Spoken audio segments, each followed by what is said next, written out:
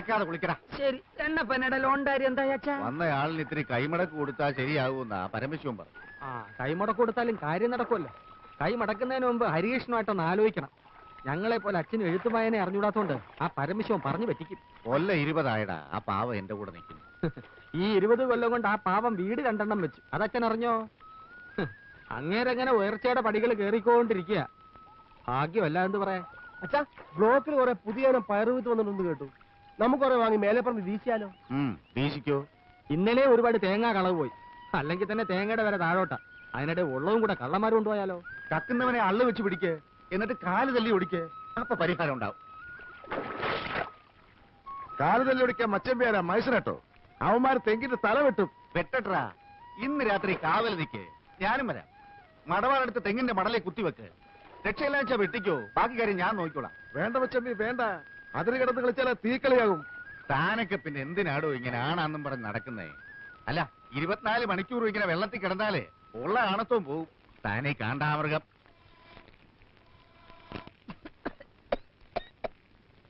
അമ്മേ, എന്താ വെന്തോ? വേഗമ്പഴേ മണിയടിക്ക. മോനങ്ങ് പോ.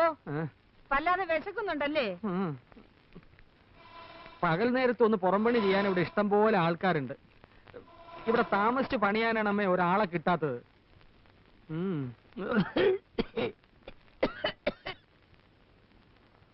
ജോലിക്ക് അപേക്ഷിച്ചിട്ട് എന്തായടാ ഹരികൃഷ്ണ, കിട്ടുവോ? ഈ വീട്ടിൽ നിന്ന് രക്ഷപ്പെടണമെങ്കിൽ എനിക്കൊരു ജോലി കിട്ടിയേ പറ്റൂ. പ്രൈവറ്റ് എങ്കിൽ പ്രൈവറ്റ്, പബ്ലിക് എങ്കിൽ പബ്ലിക്. ഞാൻ ചാടും. നീ ഒരു ജോലിക്ക് കയറുന്ന ഞാൻ കണ്ടസാടാ. നീ ധൈര്യമായിട്ട് കയറ്. വീട് വിട്ട് പുറത്ത് ജോലിക്ക് പോകുന്നത് അച്ഛൻ ഇഷ്ടാവോ എന്തോ? ഏതായാലും അച്ഛന്റെ സമ്മതം കൂടി അറിഞ്ഞിട്ട് പോരെ.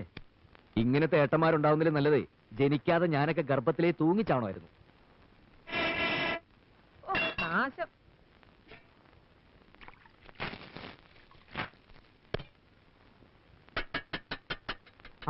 ഇത്ര വേഗം ചോറായോ? എന്നിട്ട് വയ്യ. എല്ലാം കൂടെ വിട്ട് വിഴിഞ്ഞേക്കരുത്. ഉണ്ടിട്ട് കളിക്കാം. നീ എന്തിനാടി മണി അടിച്ചത്?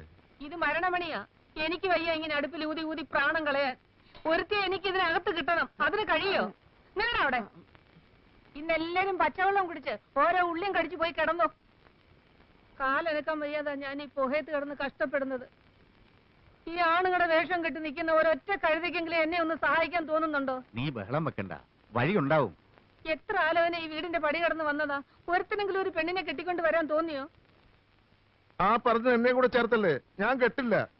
കെട്ടാൻ വെച്ച പെണ്ണ് കെട്ടിന്റെ തലേ ദിവസം വേറൊരു കോന്തന്റെ കൂടെ ഒളിച്ചോടി പോയത് പെങ്ങക്കറിയാലോ. അവള് പോയെങ്കിൽ പോട്ടെ, അമ്മ നീയും കെട്ടാലോ. എന്തിന് ഈ വയസ്സുകാരത് കണ്ണുകൂത്തി കളിക്കാനോ? നീ പോടാ. ആങ്ങളെ കല്യാണം കഴിച്ച് എനിക്ക് സഹായത്തിന് ഒരാള് വേണ്ട. പോത്തുപോലെ വളർന്ന 2 ഉണ്ടല്ലോ. 2 അല്ലേ പെങ്ങളെ, 3 പോത്ത്. ഹരിയെ ഞാൻ കൂട്ടിയിട്ടില്ല, അവൻ കുഞ്ഞ. നിനക്ക് തലയ്ക്ക് വട്ടാടി.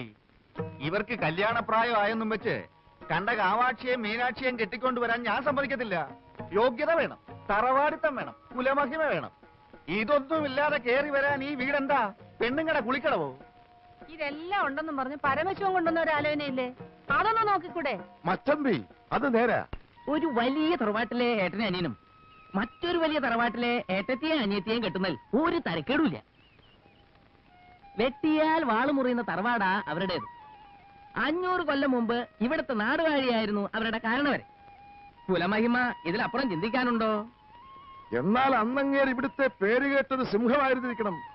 500 കൊല്ലം മുമ്പ് ഇവിടെ മുഴുവൻ കാണായിരുന്നടാ. എന്റെ ഏട്ടന്മാര് കല്യാണം കഴിക്കുന്ന ആരെയായാലും കൊള്ളാം, അവർക്ക് ഇത്തിരി ഭംഗി വേണം. അതെനിക്ക് നിർബന്ധം. അതെനിക്ക് നിർബന്ധം. പെണ്ണാളെങ്ങനെ?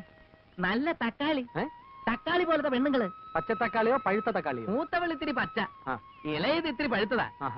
എനിക്കങ്ങനെയാ തോന്നിയേ. ഇനി നിങ്ങൾ കാണും. കൊണ്ടു കൊടുക്കൂ കുട്ടി.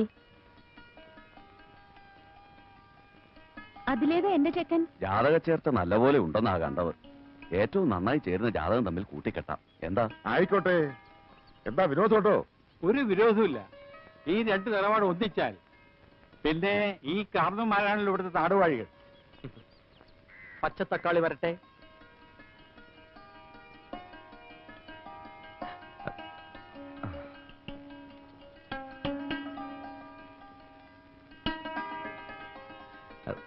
ഞാനാ നീന, ഏട്ടന്മാര് വരാ. അയ്യോ, പരിചയപ്പെടുത്താനങ്ങ് മറന്നുപോയി. മൂത്തവൻ അവൻ ജയകൃഷ്ണൻ, 2ാമനായി ഇവൻ ഗോപികൃഷ്ണൻ. നേരെയൊക്കെ നോക്കി കണ്ടോടാ.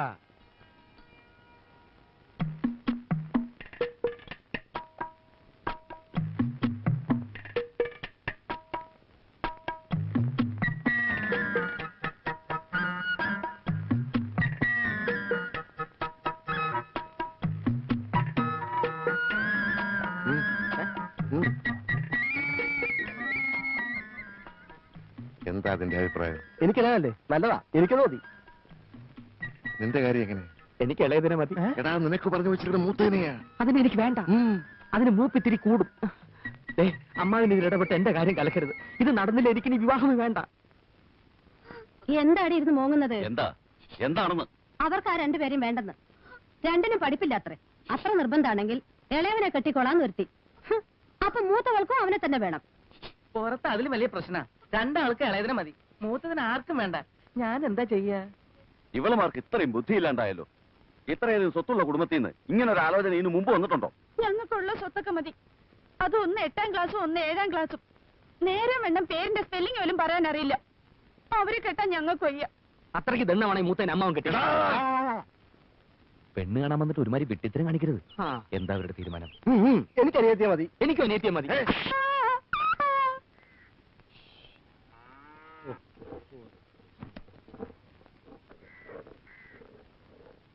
ഈ കല്യാണമെങ്കിലും നടക്കുമെന്ന് എഴുതി, അതും കലങ്ങി. ഇനിയിപ്പോ എന്താ ചെയ്യാ?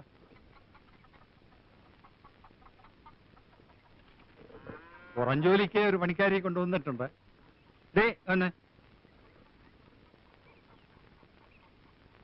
ഇനി ഭാനുമതി അമ്മക്ക് ഒരു പ്രശ്നം ഉണ്ടാവില്ല. ഞാൻ വളരെ വിശാലമായി വലവീശി പിടിച്ചതാ. പേര് കാർത്തികേയനി. 24 മണിക്കൂറും അധ്വാനിച്ചോളും. ചിലവും താമസവും കഴിഞ്ഞ് മാസാമാസം ഒരു 100 രൂപ കയ്യിൽ വെച്ചു കൊടുത്താൽ പരമാനന്ദം. കാർത്തിയാനയുടെ വീട് എവിടെയാ? വടക്കാണെന്നാണ് അവള് കാണിച്ചതിന്റെ അർത്ഥം. വിശ്വസിക്കാവോ? വിശ്വസിക്കാവുന്നത് കൊണ്ടല്ലേ കൊണ്ടുവന്നത്. നമ്മുടെ പഴയ തഹസിൽദാരുടെ വീട്ടിലായിരുന്നു കുറെ കാലം. എന്നാൽ ഈ മുളകൊക്കെ നന്നായിട്ട് അരച്ചേ, എന്നിട്ട് അകമൊക്കെ നന്നായിട്ട് അടിച്ചു വാരി തുടയ്ക്കണം. തൽക്കാലം അടുക്കള കയറണ്ട. ജോലിയൊക്കെ ഒന്ന് വൃത്തിയാകുമ്പോ ഞാൻ പറയാം, അപ്പൊ കേറിയാ മതി. എന്നാലും ഉദ്ഘാടനം നടക്കട്ടെ. നേരം വണ്ണം നിന്നാൽ നിനക്ക് നല്ലത്. എനിക്ക് എത്ര പറയാമോ? അരക്കണോ അല്ലേ? ഇപ്പൊ അരക്കാം. എവിടെ കൊണ്ടുപോകുന്നത്?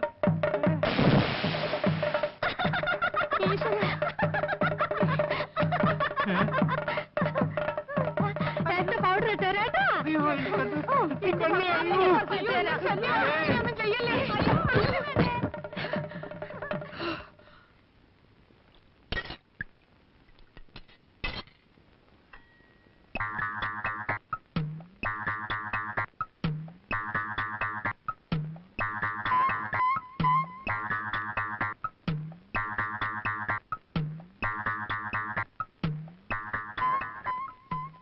തഹസിൽദാരുടെ വീട്ടിൽ ഒരു മാസം നിന്നപ്പോ തലയ്ക്ക് സുഖമില്ലെന്ന് പറഞ്ഞ് അവളെ ആശുപത്രിയിൽ അയച്ച വിവരം ഞാൻ അറിഞ്ഞിരുന്നില്ല. അവരെ എപ്പോഴാ അവിടെ നിന്ന് വിട്ടത്? അതും വിട്ടതല്ല അത്രേ. സുഖമെന്നും പറഞ്ഞ് അവളെ ഇറങ്ങി പോകുന്നതാ. അവളെ അമ്മിക്കലെടുത്ത് തന്റെ തല ഇട്ടിരുന്നെങ്കിൽ ഈ കഞ്ഞി ഞങ്ങൾക്ക് തന്നെ 16 ലിറ്റർ കുടിക്കായിരുന്നു. അതെ. എന്നിട്ട് അമ്മക്കുട്ടി കിട്ടിയോ? അത് ഞാൻ മുങ്ങി എടുത്തടാ. ഭാഗ്യത്തിനത് പൊട്ടിയില്ല.